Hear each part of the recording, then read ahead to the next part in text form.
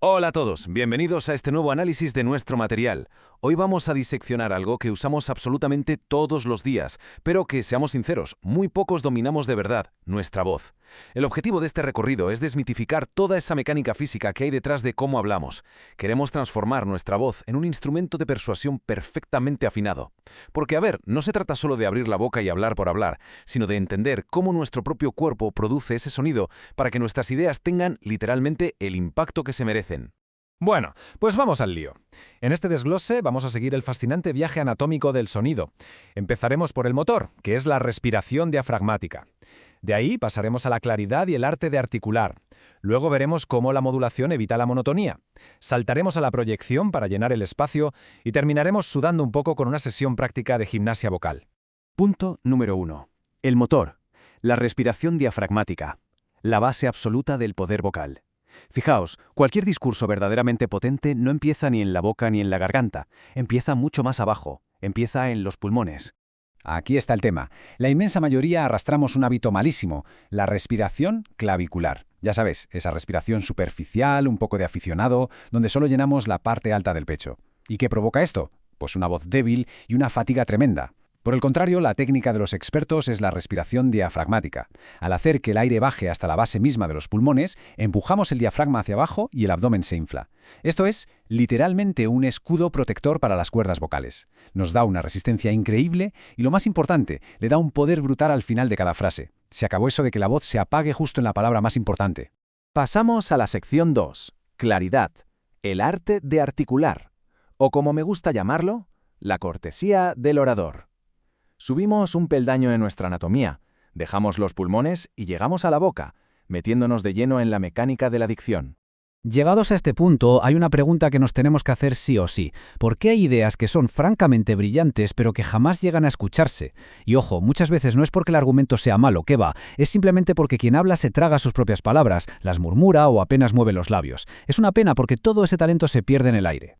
Lo realmente interesante de esta parte son estas reglas de dicción, que tienen una precisión casi quirúrgica. La regla número 1 es la apertura bucal. El gran secreto aquí es sobrearticular, exagerar un poco al abrir la boca para limpiar por completo el sonido. Al hacer esto, aplicamos automáticamente el punto 2, darle una potencia extraordinaria a ciertas consonantes clave. Hablo de la P, la T, la K y la R. Y por favor, que nadie se olvide de la regla de las finales. Pasa muchísimo que, por nervios o por ir con prisas, nos comemos la S o la R al final de una palabra. Un orador de primer nivel domina esa prisa y no sacrifica jamás una letra final. Ni una. Vamos con el punto 3. Modulación. Evitando la monotonía. El fin del monotono. Bajamos un poquito hacia las cuerdas vocales para hablar de la modulación, que es sin duda la cura definitiva para evitar que el público se nos quede plácidamente dormido.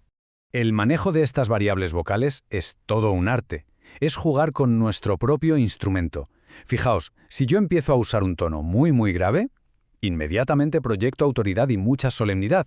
Pero si subo a tonos más agudos, estoy invitando al entusiasmo y captando la atención. Luego está el ritmo. Si necesito transmitir urgencia o muchísimo dinamismo, puedo acelerar mis palabras rápidamente para que la energía suba. Pero por otro lado, si estoy explicando un concepto muy complejo, hablo mucho más lento. Y finalmente, el volumen. Cuidado aquí porque no se trata de gritar. A veces un simple susurro en el momento justo capta muchísima más atención y tiene una fuerza increíblemente mayor que cualquier grito. Cuarta parada. Proyección llenando el espacio, el alcance de la voz. Una vez que ya dominamos nuestro instrumento por dentro, toca llevar esto hacia afuera. Vamos a ver cómo ese sonido tiene que interactuar con el inmenso espacio físico en el que nos encontremos.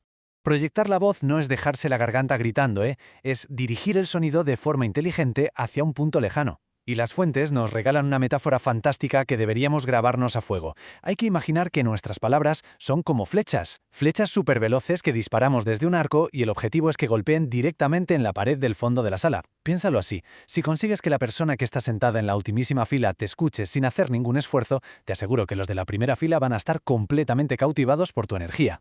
Y llegamos al número 5. Gimnasia vocal, ejercicios prácticos, entrenando el instrumento.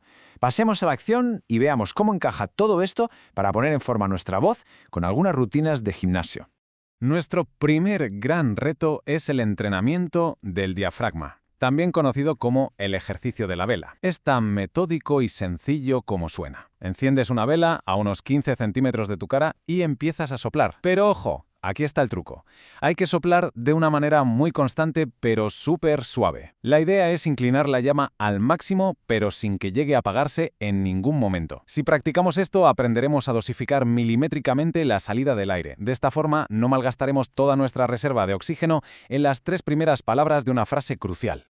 Un 40%. Esa es, literalmente, la mejora inmediata que se consigue en claridad verbal cuando hacemos lo que llamamos gimnasia articulatoria.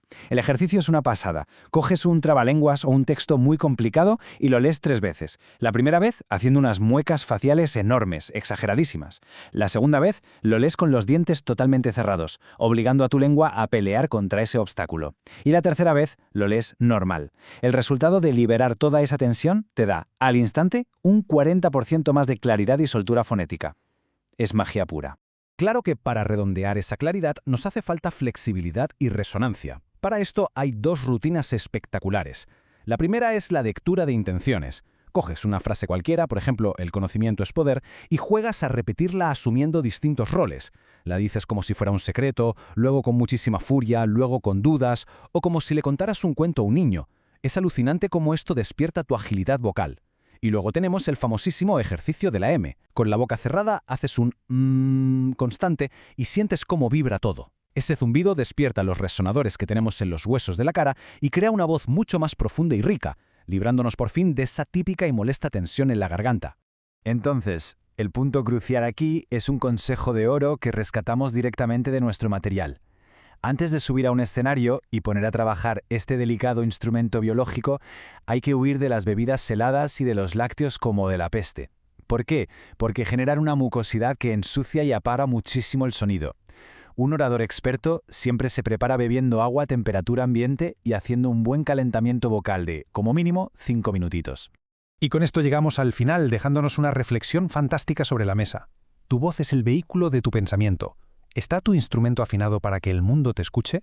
Es una forma magistral de resumir todo este análisis. Nos recuerda que tener las ideas más brillantes del planeta no sirve absolutamente de nada si nuestro sistema anatómico no sabe cómo proyectarlas hacia los demás. Así que la próxima vez que necesitemos persuadir, emocionar o educar a alguien, acordémonos de la vela, de esa respiración diafragmática y de la fuerza imparable de esas flechas invisibles. Muchas gracias por acompañarnos en este recorrido visual, a seguir afinando esos instrumentos.